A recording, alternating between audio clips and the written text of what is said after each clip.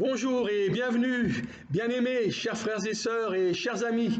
Voilà tous ceux qui sont connectés sur notre chaîne TV YouTube ADD Nemours. Soyez bénis. Nous sommes heureux encore de nous retrouver ensemble pour vivre ces moments dans la présence de Dieu. Alors restons tous ensemble unis dans un même esprit pour célébrer le nom de Jésus. J'aimerais, pour introduire ce temps de louange, vous lire ce texte qui se trouve dans l'évangile de Jean au chapitre 4 à partir du verset 23. Jésus dira à la Samaritaine: « Mais l'heure vient et elle est déjà venue où les vrais adorateurs adoreront le Père en esprit et en vérité, car ce sont là les adorateurs que le Père demande. Dieu est esprit et il faut que ceux qui l'adorent en esprit et en vérité. » Dieu cherche des adorateurs qui l'adorent en esprit et en vérité. Les adorateurs ne sont pas simplement pour une élite ou pour un groupe de louanges, mais tout chrétien né de nouveau devrait être un adorateur. L'adoration, c'est le rôle de tout chrétien qui adore ce qu'il connaît. L'adoration en esprit. Jésus nous enseigne ici que le véritable lieu d'adoration ne se trouve pas dans la matière, mais bien en esprit, autrement dit dans les lieux célestes. Et l'adoration, en vérité, elle nous semble être celle qui vient, du fond du cœur. Adorer le Seigneur en vérité avec un cœur vrai, avec un cœur sincère. Alors ce matin, puissions-nous adorer Dieu en esprit et en vérité. Alors soyez bénis pendant ces temps dans louange et à tout à l'heure.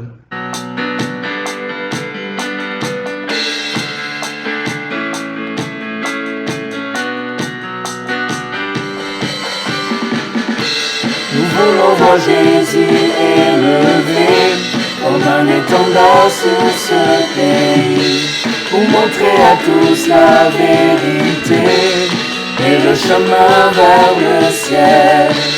Nous voulons voir Jésus élevé comme un étendard sur ce pays, pour montrer à tous la vérité et le chemin vers le ciel. Nous voulons voir Jésus élevé. Nous voulons voir Jésus élevé. Pas à pas allons de l'avant, un différent. La prière est notre puissance, les murailles, c'est pour la terre. Nous voulons voir Jésus élevé comme un étendard sur ce pays, pour montrer à tous la vérité et le chemin vers le ciel. Nous voulons voir Jésus élevé comme un étendard sur ce pays, pour montrer à tous la vérité et le chemin vers le ciel. Nous voulons voir Jésus élevé. Nous voulons voir Jésus élevé. Nous voulons voir Jésus élevé. Nous voulons voir Jésus élevé.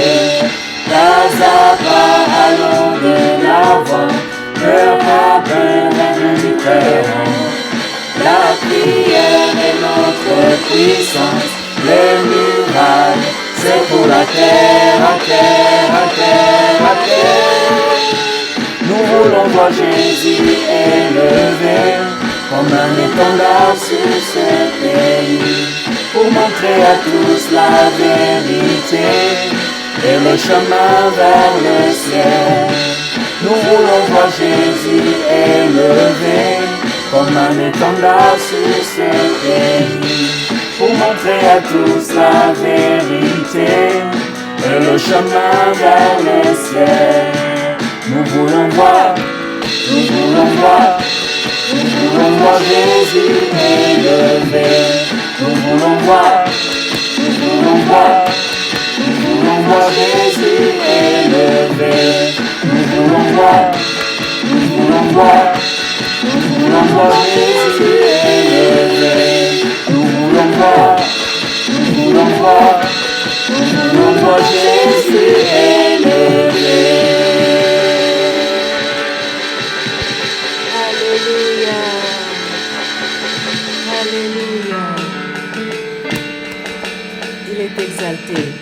Le roi est au-dessus des cieux.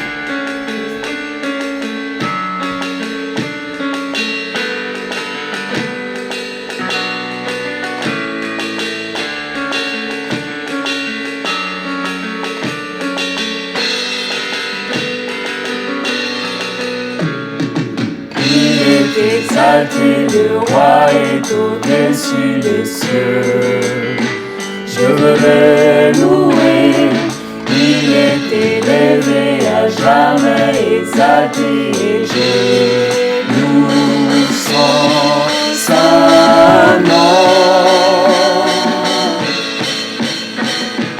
Il est Seigneur, sa vérité régnera. Tout l'univers se réjouit en son Seigneur. Il est exalté, le roi est au-dessus des cieux. Il est exalté, le roi est au-dessus des cieux. Je veux le louer, il est élevé à jamais, exalté et je loue son saint nom. Il est Seigneur, sa vérité régnera.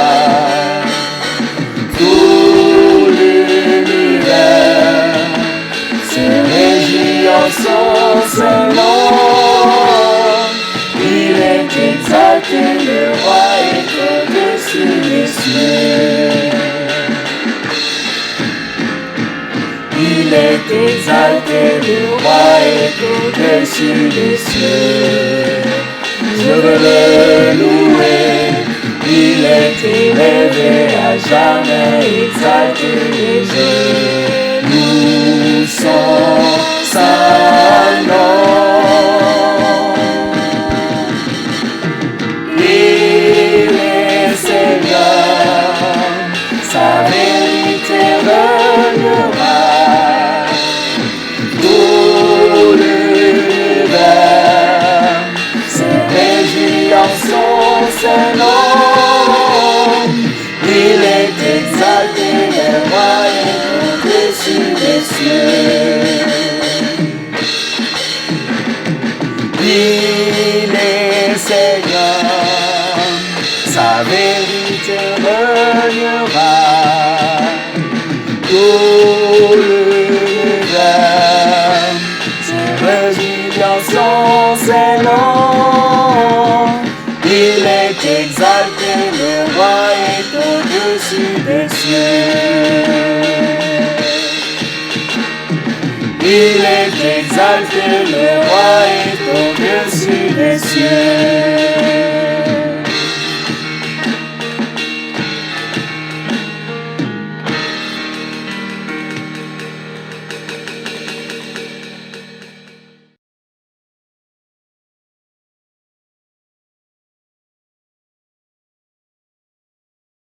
Merci au groupe de louanges qui nous ont apporté ces chants de louanges et d'adoration ce matin et qui, je suis sûr, sont montés là-haut dans les lieux célestes à la gloire du Père et qui ont réjoui son cœur. Soyez bénis.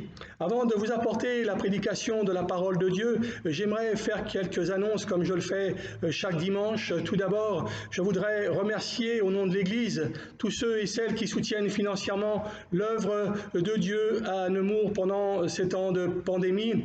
Merci pour vos dons, merci pour vos offrandes, merci pour vos dîmes, merci pour vos libéralités. De tout cœur, merci de votre générosité. Et avant de pouvoir prier pour ces dons, j'aimerais également vous mettre sur votre cœur ce texte qui se trouve dans les Proverbes au chapitre 11 et à partir du verset 24, nous lisons Tel qui donne libéralement devient plus riche, et tel qui épargne à l'excès ne fait que s'appauvrir.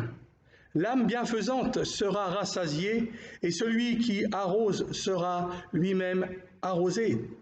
La Bible nous encourage à donner de bon cœur et pour les bonnes raisons. Elle montre que cela fait du bien à celui qui reçoit, mais aussi à celui qui donne. Jésus a déclaré qu'il y a plus de bonheur à donner qu'à recevoir. Nous trouvons ce texte dans les Actes des Apôtres au chapitre 20, au verset 35. Nous allons prier maintenant. Seigneur, merci parce que c'est vrai que ta parole, elle dit qu'il y a plus de bonheur à donner qu'à recevoir. Seigneur, ce matin, je voudrais te remercier pour ceux et celles qui soutiennent l'œuvre de Dieu à Nemours, Seigneur, financièrement. Merci pour leurs offrandes, merci pour leurs dons, merci pour leurs dîmes, merci pour leur libéralité. Seigneur, merci de leur générosité. Je voudrais te prier également pour celui et celles qui ont la charge d'administrer ces dons, afin que tu puisses leur donner l'aide dont ils ont besoin, mais aussi la sagesse pour accomplir leur mission dignement. Seigneur, je te prie tout cela dans le nom de Jésus et pour ta gloire, Père. Amen.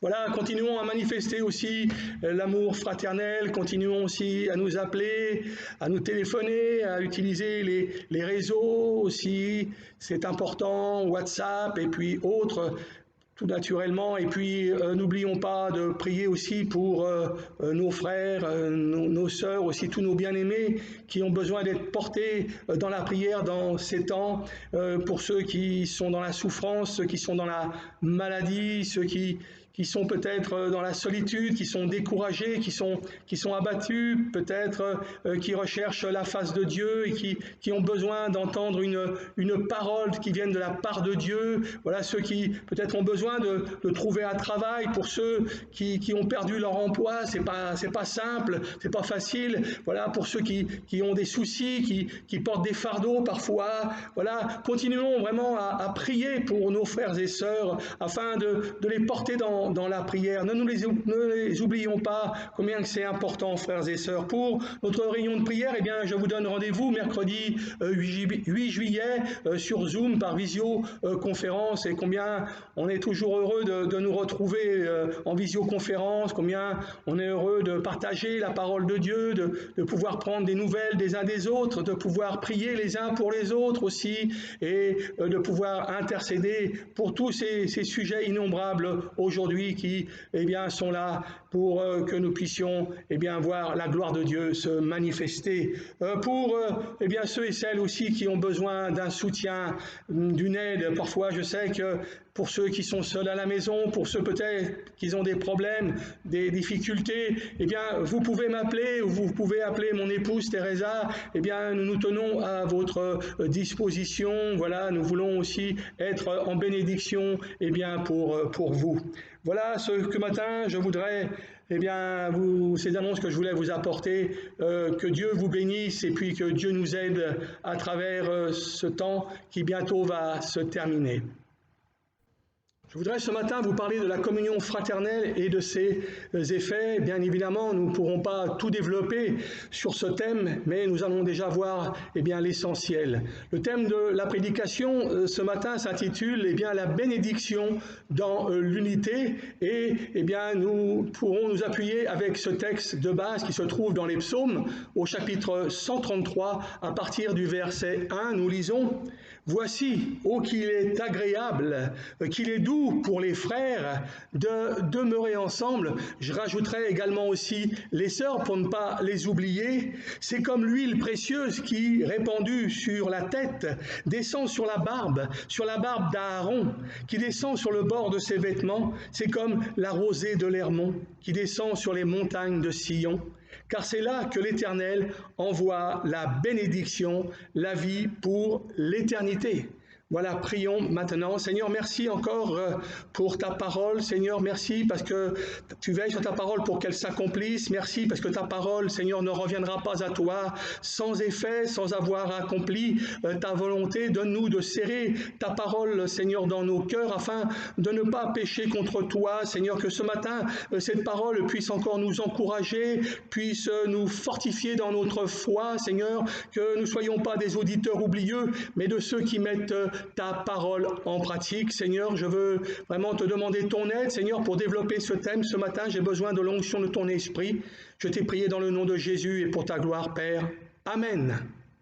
Voici qu'il est bon et agréable, qu'il est doux pour les frères de demeurer ensemble. David a vécu la bénédiction de l'unité.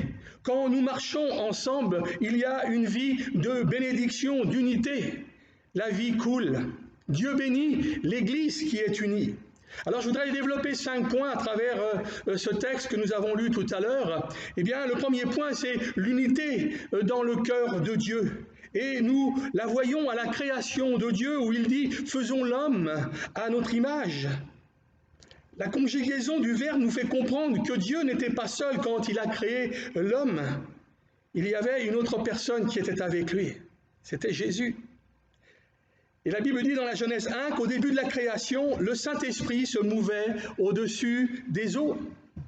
La nature même de la Trinité est celle de l'unité. Le Père, le Fils, le Saint-Esprit. Il n'y a aucune compétition avec l'un et avec l'autre. Ils travaillent ensemble tous les trois comme une seule personne. Ils sont tous les trois en une seule personne. La création même découle de cette unité. Tout au long de la Bible, nous voyons à quel point cette unité se trouve dans le cœur de Dieu.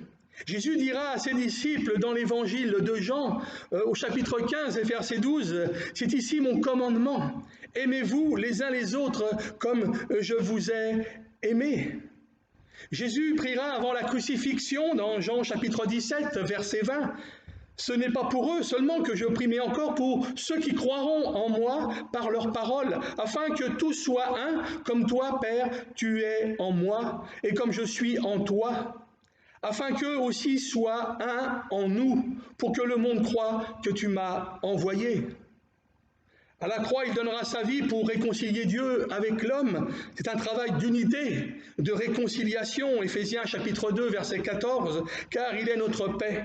Lui qui des deux n'en a fait qu'un et qui a renversé le mur de séparation, l'inimitié ayant anéanti par sa chair la loi des ordonnances dans ses prescriptions, afin de créer en lui-même avec les deux un seul homme nouveau, en établissant la paix et de les réconcilier l'un et l'autre en un seul corps avec Dieu par la croix, en détruisant par elle l'inimitié. » Nous voyons l'unité s'exercer également dans les églises locales du 1er siècle, et nous voyons dans le livre des Apôtres, au chapitre 2, verset 47, il dit qu'il persévérait dans la communion fraternelle.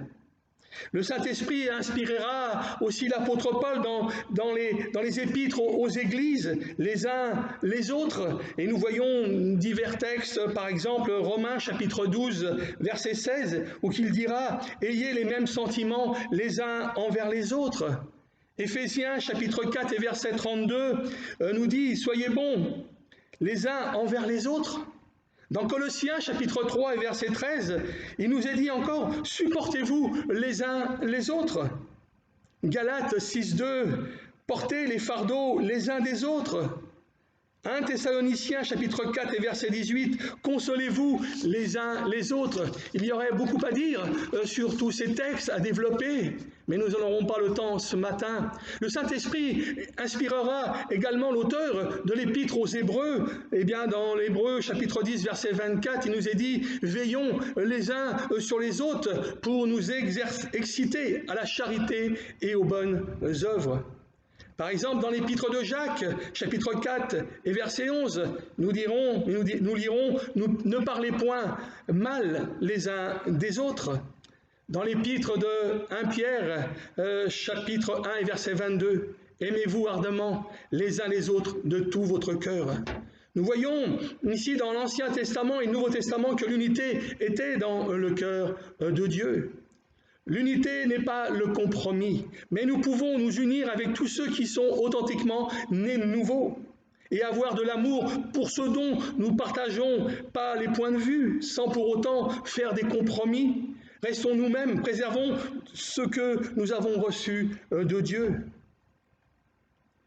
L'unité est dans le cœur de Dieu. Paul dit aux Thessaloniciens, chapitre 4, à partir du verset 16, « Car le Seigneur lui-même a un signal donné, à la voix d'un archange et au son de la trompette de Dieu, descendra du ciel, et les morts en Christ ressusciteront premièrement. Ensuite, nous les vivants qui serons restés, nous serons tous ensemble enlevés avec eux sur des nuées à la rencontre du Seigneur dans les airs, et ainsi nous serons toujours avec le Seigneur. Nous serons enlevés tous ensemble. L'Apocalypse nous apprend également que le jour vient où nous serons avec le Seigneur. L'Église sera réunie de toutes les nations, de toutes les tribus, de tous les peuples, et nous chanterons et adorerons l'agneau. Apocalypse chapitre 7, du verset 9 à 10.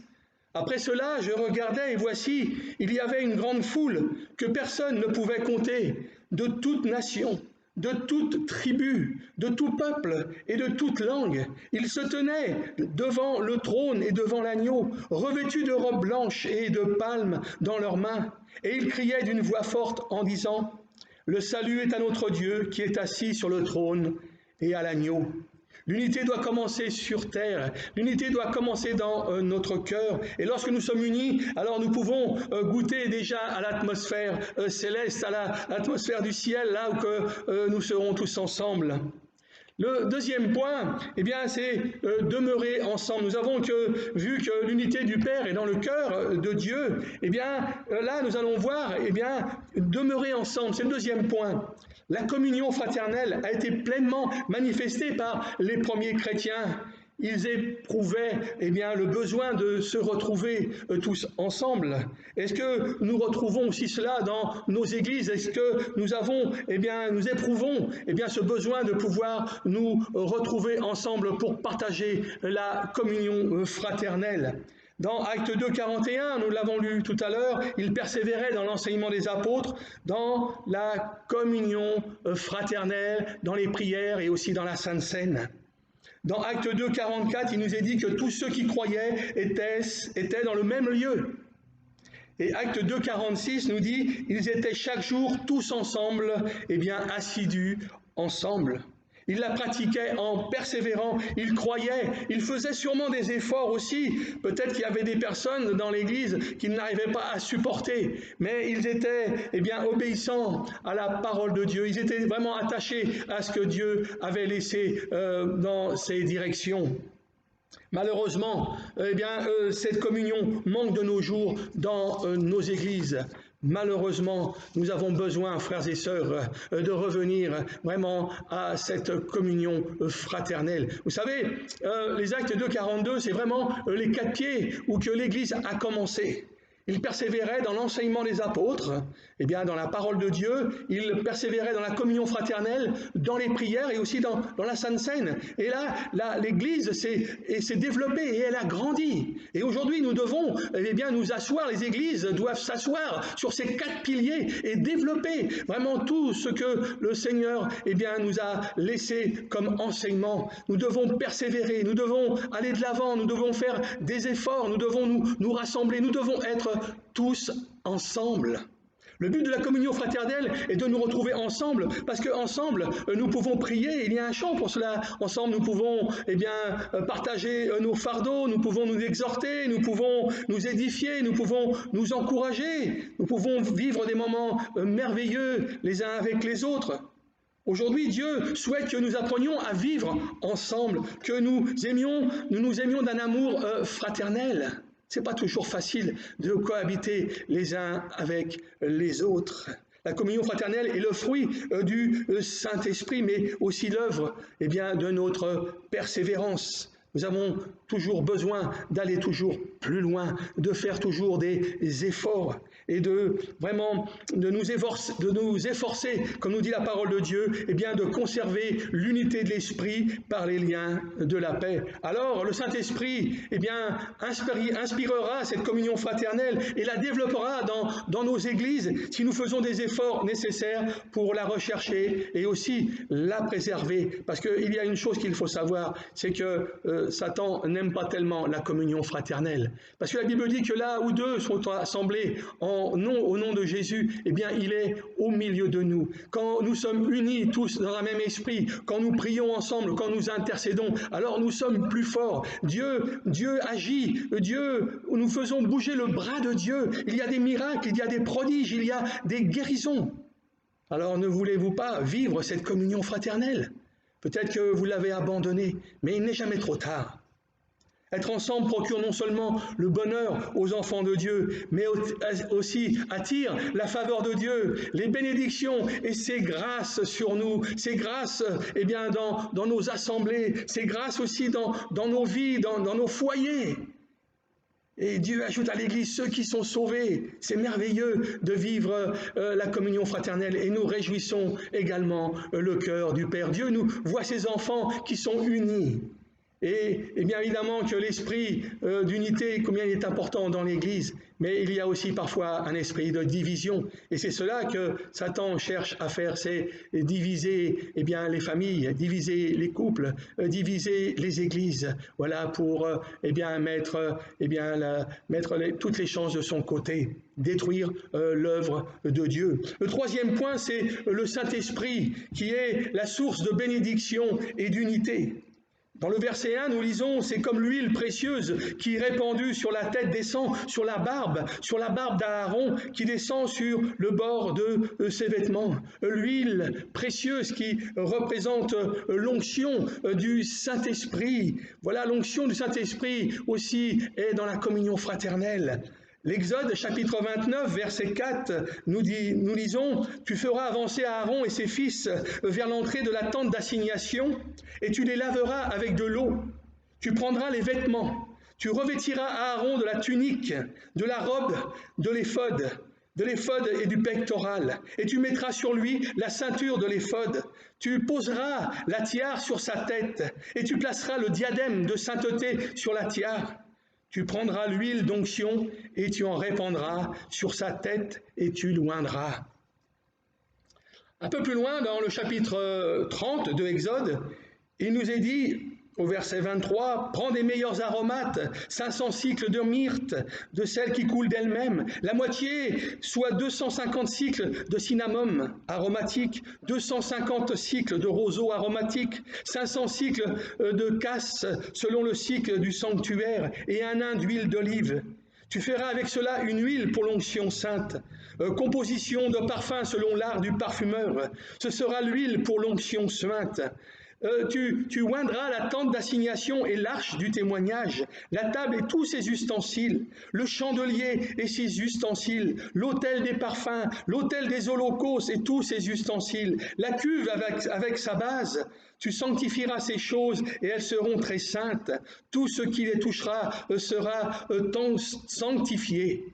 Tu oindras Aaron et ses fils et tu les sanctifieras pour qu'ils soient à mon service dans le sacerdoce. Tu parleras aux enfants d'Israël et tu diras, ce sera pour moi l'huile de l'onction sainte parmi vos descendants. On n'en répandra point sur le corps d'un homme et vous n'en ferez point de semblable dans les mêmes proportions.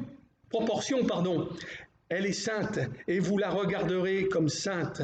Quiconque en composera de semblable ou en mettra sur un étranger sera retranché de son peuple. Cette image de l'huile qui est très précieuse, eh bien, il s'agit de l'huile par laquelle le souverain sacrificateur et les sacrificateurs étaient oints pour commencer leur service. Le Saint-Esprit utilisa l'image de l'huile parfumée mélangée de plusieurs aromates. Ce mélange était l'huile pour l'onction sainte, composition de parfums selon l'art du parfumeur. Seul le souverain sacrificateur et les sacrificateurs avaient droit à cette onction. L'odeur agréable que chaque sacrificateur laissait derrière lui était comparable au parfum de l'unité fraternelle. Vous voyez là où que je veux en venir en parlant de l'huile précieuse, de l'onction. Nous avons reçu aussi une onction pour le service de Dieu. Vous recevrez une puissance et vous serez mes témoins dans Actes chapitre 1 verset 8. Quand nous avons accepté Jésus-Christ comme Seigneur et Sauveur, le Saint-Esprit est venu habiter en nous pour faire une œuvre de régénération dans notre cœur, dans notre vie. C'est le Saint-Esprit qui nous aide à servir Dieu, à porter du fruit et qui nous remplit de puissance pour être ses témoins. Il est significatif que pour être témoin de Christ dans le monde, ses disciples ont besoin d'une force particulière sans laquelle ils restent au niveau des capacités humaines.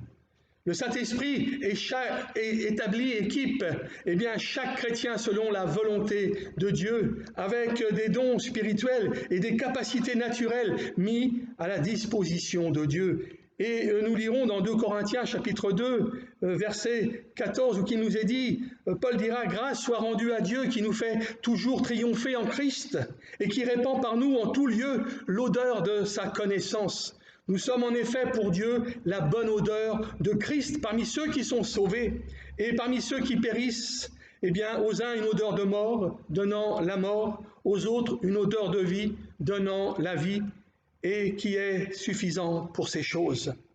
Partout où nous prêchons, Dieu répand la bonne odeur de Christ par nous. De même que lorsque nous ouvrons un flacon de parfum à grand prix, l'odeur envahit l'endroit où il a été ouvert et tout le monde le remarque. Nous sommes en effet pour Dieu la bonne odeur de Christ parmi ceux qui sont sauvés et parmi ceux qui périssent. Une odeur de vie donnant la vie. Ceux dont le cœur est ouvert à l'Évangile, qui ressentent la culpabilité de leur péché, et aussi une odeur de mort, donnant la mort à ceux dont le cœur est endurci, rempli d'orgueil et d'incrédulité. Leur rejet de l'Évangile ne fait que rajouter à leur condamnation. Répandre l'odeur de Christ est la mission de tous les chrétiens nés de nouveau. Par cette présence divine qui demeure en nous, se dégage une odeur spirituelle qui annonce un message à tous ceux qui ont un nez pour sentir ce que l'Esprit souhaite leur transmettre. Alors combien nous avons besoin de cette onction, combien nous avons besoin de cette huile précieuse dans nos cœurs, dans nos vies, afin d'être la bonne odeur de Christ là où que nous sommes, dans nos familles, dans notre travail, parmi nos amis, dans nos quartiers, dans nos cités, là où que Dieu nous place, et aussi à l'église. Il y a besoin d'avoir cette odeur, il y a besoin d'avoir l'odeur de Christ dans nos églises, frères et sœurs, et combien nous avons besoin de cette onction pour répandre ce parfum. Voilà combien nous avons besoin, la Bible nous dit, soyez remplis continuellement du Saint-Esprit. Et combien nous avons besoin de cette onction. Et seul le Saint-Esprit peut nous transmettre cette onction, afin que nous puissions être ces témoins là où que Dieu nous envoie. Le quatrième point, c'est la rosée. La rosée, symbole de la fraîcheur. Dans le verset 1 que nous avons lu tout à l'heure, un peu plus loin, il est dit, c'est comme la rosée de l'Hermon qui descend sur les montagnes de Sion. Si l'huile parle des bénédictions, de la joie et de la paix de l'esprit répandue parmi les croyants pour l'unité fraternelle, la rosée est le symbole de la fraîcheur qu'apporte la communion fraternelle. Une deuxième image que David utilise pour marquer l'importance de l'unité fraternelle, c'est celle de la rosée qui descend de l'Hermon. L'Hermon qui fait 2800 mètres et qui est emporté par le vent à quelques 200 km au sud-ouest de la montagne de Sion, qui fait 765 mètres. Et quand cette rosée tombait dans les jardins, c'était une réaction bonne et agréable pour les fleurs, pour les légumes. Cette rosée, c'est le rafraîchissement dont nous avons tous besoin. Nous avons besoin de cette rosée, frères et sœurs, de cette fraîcheur. Nous avons besoin de vivre ces temps de rafraîchissement dans l'Esprit de Dieu. Cette unité de frères et sœurs est comparée à la rosée de l'Hermon que Dieu envoie sur les montagnes de Sion. Que de fois on se sent lassé, parfois fatigué, on ne se sent plus du tout à la hauteur de notre appel. Mais si on ressent combien il est nécessaire et beau de vivre ensemble en paix, comme une grande famille, quel rafraîchissement cela procure. Parfois, nous passons par des moments difficiles et parfois nous vivons des temps de désert. Ce n'est pas toujours facile. Et puis, parfois, à côté de nous, nous avons des frères et sœurs qui, ils sont remplis du Saint-Esprit, qui sentent la fraîcheur. Et combien nous avons besoin, d'aller vers nos frères et sœurs aussi qui sont dans ces temps de désert, afin aussi, de leur partager cette fraîcheur et de prier avec eux pour qu'ils puissent recevoir cette onction renouvelée de la puissance de Dieu, que Dieu puisse mettre dans leur cœur quelque chose de nouveau, vraiment une fraîcheur, qu'ils puissent vraiment comprendre qu'encore ils peuvent venir, à la source qui est Jésus-Christ et qu'ils peuvent encore s'abreuver. Alors, je voudrais apporter le dernier point, c'est la bénédiction de Dieu. Et nous lirons encore le verset 1, le verset plus loin, il nous est dit que c'est là que Dieu envoie la bénédiction, la vie pour l'éternité.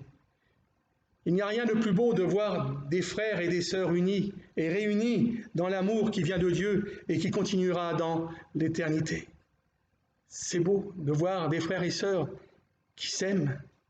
Jésus dira à ceux-ci, tous connaîtront que vous êtes mes disciples si vous avez de l'amour les uns pour les autres. Vous savez, il y a certains chrétiens parfois qui ont du mal à pardonner. Il y a certains chrétiens qui ont encore de l'orgueil dans leur cœur et qui n'arrivent pas à pardonner parfois. Et la Bible dit que si nous ne pardonnons pas à notre frère, Dieu ne pourra pas nous pardonner. Et combien nous avons besoin de pouvoir nous pardonner les uns les autres. C'est pas facile. La Bible dit, supportez-vous les uns les autres. Nous l'avons vu tout à l'heure. Et c'est pas facile parfois. Mais la Bible dit que celui qui ne pardonne pas, ne sera pas pardonné. Nous avons besoin, frères et sœurs, de nouveau vraiment de vivre ces temps tous ensemble, bien dans la présence de Dieu.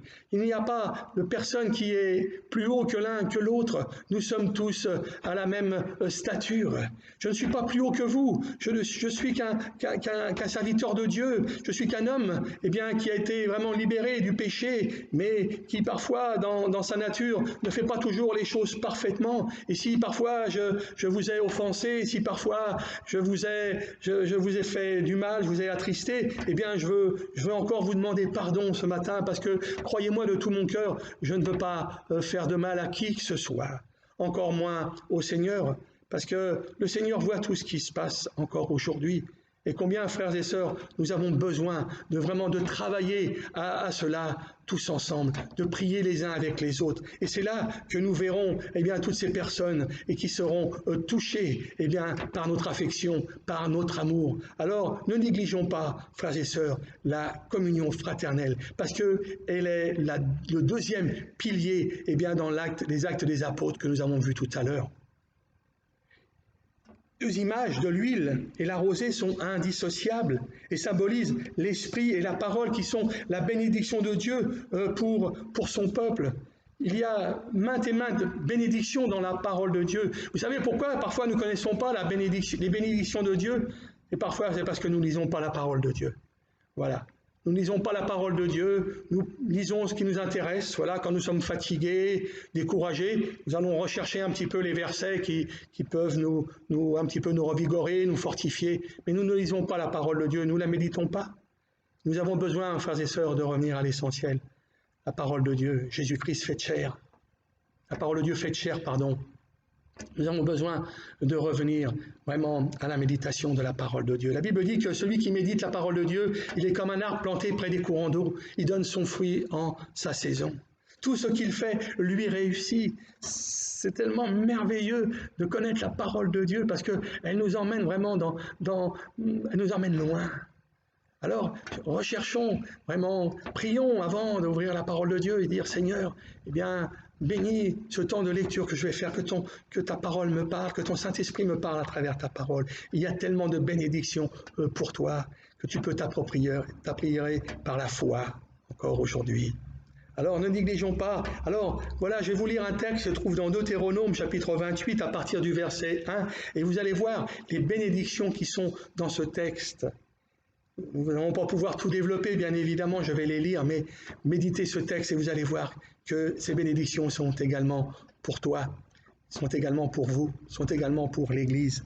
Deutéronome chapitre 28 à partir du verset 1, « Si tu obéis à la voix de l'Éternel, ton Dieu, en observant et en mettant en pratique tous ces commandements que je te prescris aujourd'hui, l'Éternel ton Dieu te donnera la supériorité sur toutes les nations de la terre. Voici toutes les bénédictions qui se répandront sur toi et qui seront ton partage. Lorsque tu obéiras à la voix de l'Éternel ton Dieu, ça nous parle d'obéissance. Ça me donne des frissons déjà de lire ce texte. Lorsque tu obéiras à la voix de l'Éternel ton Dieu, ça nous demande vraiment d'être obéissant à ce que Dieu nous demande. Tu seras béni dans la ville et tu seras béni dans les champs. Le fruit de tes entrailles, le fruit de ton sol, le fruit de tes troupeaux, les portées de ton gros et ton menu bétail. Toutes ces choses seront bénies. Tu seras béni à ton arrivée et à ton départ. L'Éternel te donnera la victoire sur tes ennemis qui s'élèveront contre toi. Ils sortiront contre toi par un seul chemin, ils s'enfuiront devant toi par 7 chemins. L'Éternel ordonnera la bénédiction d'être avec toi dans tes greniers et dans toutes tes entreprises. Il te bénira dans le pays que l'Éternel, ton Dieu, te donne. Tu seras pour l'Éternel un peuple saint, comme il te l'a juré, lorsque tu observeras les commandements de l'Éternel, ton Dieu, et que tu marcheras dans ses voies. La Bible dit que l'obéissance vaut mieux que tous les sacrifices. Combien, frères et sœurs, il est important d'obéir à la parole de Dieu. Parce que là, dans la parole de Dieu, dans l'obéissance à la parole de Dieu, eh bien, il y a aussi également les effets, eh bien, de la bénédiction. Dieu veut nous bénir, Dieu veut te bénir, Dieu veut bénir son Église. Mais combien nous avons besoin d'obéir à la parole de Dieu. Il y a beaucoup de choses dans ta vie à laquelle tu n'as pas obéi encore. Et il faut qu'à partir d'aujourd'hui, tu prennes conscience que si tu n'obéis pas à la parole de Dieu, à ce que Dieu te demande, eh bien tu ne pourras pas vivre la bénédiction. Parce que Dieu veut avoir des enfants qui lui obéissent. Et la bénédiction dépend de l'obéissance à cela, à Dieu. Alors, je veux t'encourager ce matin. Je veux vraiment t'encourager vraiment à ce que tu puisses obéir à la parole de Dieu. Qu'est-ce que Dieu t'a demandé cette semaine? Peut-être même qu'il t'a demandé il y a 1 an, qu'il t'a demandé il y a 1 mois, il t'a demandé hier. Est-ce que tu as obéi à la parole de Dieu? Est-ce que tu as obéi à ses commandements? Est-ce que tu fais ce que Dieu te demande? Si tu ne le fais pas, alors tu vas être malheureux. Et quand nous obéissons à la parole de Dieu, alors derrière, il y a les bénédictions de Dieu qui nous attendent. Alors je voudrais conclure. Dieu bénit l'Église qui est unie, bien évidemment. Alors, travaillons à l'unité, frères et sœurs, même si pour l'instant nous sommes séparés des uns des autres, mais nous pouvons vivre l'unité d'une autre façon, en nous appelant, en venant sur Zoom. Voilà, quelques-uns aussi peuvent se voir, et voilà, en respectant les distanciations, mettant peut-être le masque, mais frères et sœurs, travaillons à l'unité. C'est un gros chantier parfois dans les églises. Vous savez pourquoi que les églises aujourd'hui ne grandissent pas, que les églises n'avancent pas? Parce qu'il n'y a pas d'unité dans l'église. Parfois, beaucoup maintenant restent chez eux. Maintenant, nous allons avoir les cultes maintenant, eh bien, comme dans les fast-food, les cafétérias, voilà, à toute heure, nous pourrons eh bien, nous connecter sur YouTube pour aller voir telle ou telle prédication à toute heure, à tout moment. Où nous pourrons eh bien, prendre la Sainte Seine chez nous en pyjama, peu importe, voilà ce qui va se passer. Mais comment allons-nous pouvoir vivre la communion fraternelle? C'est impossible en restant à la maison. Alors, je ne veux pas non plus dire que ce qui se passe aujourd'hui sur YouTube, tout ce que nous pouvons voir, il y a des bonnes choses. Et puis, gloire à Dieu, parce que pour ceux qui sont malades, ceux qui peut-être qui sont handicapés ou fatigués, c'est un bon outil. Mais frères et sœurs, je vous en supplie, combien nous avons besoin de vivre la communion fraternelle en chair et en os, même non pas en virtuel. Combien c'est important, frères et sœurs, que vous souteniez votre Église, même si elle n'est pas parfaite, elle ne sera jamais parfaite. Et puis, je veux aussi vous encourager et vous dire que vous n'aurez jamais un pasteur qui sera parfait, parce que moi je ne suis pas parfait, j'en suis vraiment désolé, mais j'essaye de marcher à la perfection, j'essaye de ressembler à Jésus, j'essaye d'être un modèle comme Jésus. C'est pas facile, mais je persévère pour cela et je prie pour cela. Je prie pour cela. Alors, frères et sœurs, rien n'est fini. On peut toujours encore vivre des choses nouvelles si vraiment nous avons à cœur. Nous avons tous besoin d'amour et si nous nous aimons vraiment, il sera difficile d'empêcher les gens d'entrer dans notre assemblée parce qu'ils vont voir ce qui se passe. Ils verront et diront, voilà, ils s'aiment les uns les autres, ils s'unissent ensemble, ils prient les uns pour les autres, ils s'encouragent. J'ai envie de rentrer dans cette famille. L'amour se reçoit, l'amour se donne, l'amour se vit par des paroles, mais aussi par des actes. Voilà, peut-être qu'aujourd'hui tu es en train de te plaindre, en train de te dire, voilà, je ne reçois pas d'amour. Commence par en donner. La Bible dit qu'il y a plus de joie à donner qu'à recevoir. Et je peux te dire, mon frère, ma sœur, vraiment tous ceux qui regardent aujourd'hui, si tu veux de l'amour, donne de l'amour. Si tu veux la paix, donne de la paix. Si tu veux la joie, donne de la joie. Si tu veux recevoir une bénédiction, alors obéis à la parole de Dieu. Jésus a dit, nous l'avons dit tout à l'heure, je vous donne un commandement nouveau. Aimez-vous les uns les autres comme je vous ai aimés. Vous aussi aimez-vous les uns les autres. Ceux-ci tous connaîtront que vous êtes mes disciples si vous avez de l'amour les uns pour les autres. C'est dans Jean chapitre 13, à partir du verset 34. Le frère Rick Warren a dit cela sur l'unité. Il a dit, l'unité est le cœur de la communion fraternelle. Détruisez-la et vous arrachez le cœur du corps de Christ. Sans unité, il n'y a pas de communion fraternelle et sans communion fraternelle, il n'y a pas d'église. Je vais le relire. C'est très important ce que Rick Warren a dit. L'unité est le cœur de la communion fraternelle. Détruisez-la et vous arrachez le cœur du corps de Christ. Sans unité, il n'y a pas de communion fraternelle et sans communion fraternelle, il n'y a pas d'église. Dieu ne veut pas que cet endroit, ce bâtiment, soit simplement un endroit historique comme certains endroits aujourd'hui qui sont complètement détruits, qui sont des ruines. Non, il veut que ce soit un endroit où l'on vient seulement non pas non plus quand on vient parce que ça ne va plus, parce que nos batteries sont déchargées, parce que voilà, non, mais nous venons à chaque fois que nous le pouvons pour venir retrouver nos frères et sœurs, mais aussi ensemble pour pouvoir ensemble adorer et louer notre Dieu. Mais un endroit agréable, un endroit de tranquillité, un endroit de joie, de partage. Que ce soit un endroit où il répand sa bénédiction, où il sauve, où il guérit et transforme tous ceux qui le laissent faire. C'est pas en restant à la maison que nous allons vivre cela. Vous savez, des fois, il y a des prédicateurs qui disent, voilà, mettez les mains sur l'écran de la télévision et voilà, priez. Bon, pourquoi pas? C'est la prière de la foi qui guérit, bien évidemment.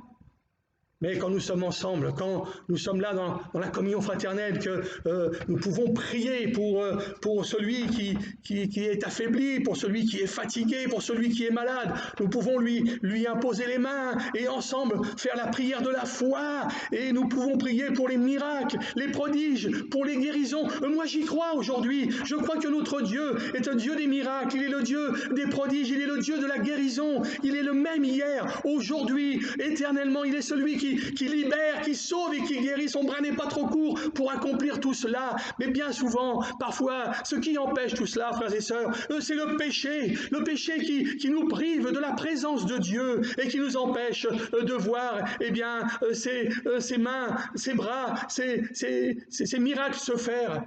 C'est la séparation du péché qui nous empêche de voir, eh bien, la puissance de Dieu. Alors, frères et sœurs, travaillons ensemble dans cette communion fraternelle. Prions les uns pour les autres. Voilà, sans pour autant voir dans les affaires des uns des autres, mais en respectant, eh bien, en nous respectant les uns les autres. Et je voudrais terminer avec ce texte dans Éphésiens, chapitre 4, à partir du verset 1.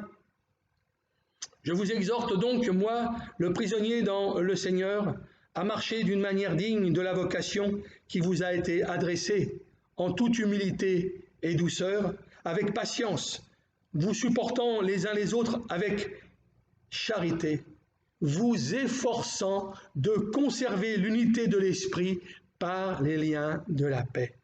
Vous efforçant. Frères et sœurs, nous avons tous à faire des efforts pour conserver l'unité de l'esprit par les liens de la paix. Paul savait ce qu'il disait. Il était vraiment rempli de l'esprit pour apporter cela. Si nous demeurons ensemble selon la pensée de Dieu et non selon celle des hommes, il est certain que nous verrons la bénédiction et la grâce de Dieu se répandre sur nous qui sommes ses enfants, car nous ferons la joie du Père. Voilà, dans cette journée, frères et sœurs, je voudrais laisser cela sur votre cœur, Seigneur. Et je voudrais maintenant vraiment terminer par la prière et vraiment vous encourager vraiment à vivre et à revenir à la communion fraternelle. Seigneur, merci encore pour ta parole ce matin, Seigneur, qui a été apportée. Seigneur, merci pour l'inspiration de ton esprit. Seigneur, je l'ai fait avec mes mots. Ça n'a pas été facile, Seigneur, mais combien je compte sur ta grâce chaque fois, Seigneur, que je peux parler comme ça, Seigneur, sur YouTube. C'est pas facile pour moi, mais Seigneur, je veux vraiment être en bénédiction pour tous ceux et celles qui m'écoutent, qui m'entendent, Seigneur. Je ne veux pas parler de mes mots à moi, mais je veux parler de ta parole, Seigneur. Et je veux te remercier pour ce thème de la bénédiction dans l'unité. Et combien, Seigneur, tu nous rappelles que tous ces chrétiens, Seigneur, vivaient cette communion fraternelle dans les actes des apôtres. Seigneur, ils étaient tous ensemble, assidus au temple. Seigneur, qu'ils persévéraient dans la communion fraternelle. Et combien Paul nous rappelle, Seigneur, tous ces textes, Seigneur, où dans les églises, Seigneur, il encourageait, Seigneur, à vivre les uns avec les autres, Seigneur, à vivre l'unité, Seigneur. Et bien souvent, c'est vrai que nous avons des efforts à faire pour vivre cette communion, pour vivre cette unité au milieu de nous, Seigneur. Mais combien ce matin encore, je veux te prier pour mes frères et sœurs qui ont entendu cette parole ce matin. Je prie pour que ton Saint-Esprit vraiment les encourage, Seigneur, afin que vraiment à partir d'aujourd'hui, Seigneur, vraiment ils puissent prier dans ce domaine, Seigneur, au sujet de la communion fraternelle, Seigneur, afin que quand nous allons revenir dans nos églises, Seigneur, de nouveau nous ayons cette joie de nous retrouver ensemble, Seigneur. Alors vraiment ce matin, je veux vraiment prier pour que vraiment nous puissions faire vraiment ces efforts pour conserver l'unité, parce que nous savons que Satan, il veut détruire ton Église, Seigneur. Il est toujours là sur la brèche, il est toujours là à la porte pour nous empêcher de vivre, Seigneur, cette unité. Et tu nous rappelles encore que, Seigneur, tu nous rappelles que nous devons nous aimer les uns les autres. Et à ceci, tous connaîtront que nous serons tes disciples si nous avons de l'amour les uns pour les autres. Seigneur, le monde a besoin de voir. Le monde a besoin de sentir le parfum de Christ. Le monde a besoin de voir ta puissance. Le monde a besoin de voir ton amour se manifester, Seigneur. Alors je veux prier ce matin, Seigneur, que tu nous aides, Seigneur, à chacun d'entre nous, afin que vraiment nous puissions revenir à l'essentiel qui est ta parole. Et de nous d'être non pas des auditeurs oublieux, mais de ceux qui mettent ta parole en pratique. De ne pas nous tromper par de faux raisonnements, mais de toujours la mettre en pratique, mais aussi à la vivre au quotidien, Seigneur. Je veux te remercier en te priant tout cela dans le nom de Jésus-Christ et pour ta gloire, Père. Amen. Voilà, frères et sœurs, bien-aimés, chers amis, vous tous qui m'avez écouté ce matin, qui nous ont écoutés, eh bien, à travers la louange, à travers toute cette prédication, voilà, je vous souhaite un très bon dimanche, que Dieu vous bénisse, que Dieu vous encourage, que Dieu vous fortifie. N'oubliez pas, si vous avez besoin d'un conseil, d'un soutien, d'un entretien téléphonique, n'hésitez pas, frères et sœurs, vous avez mon numéro de téléphone, vous pouvez me joindre aussi par mail, par SMS. Je vous rappellerai, Teresa aussi, qui est avec moi aussi dans le ministère, eh bien, se tient à côté de moi aussi pour pouvoir peut-être parler aux sœurs, c'est important. Et vraiment, je vous souhaite un très bon dimanche en famille et que Dieu vous bénisse. À bientôt.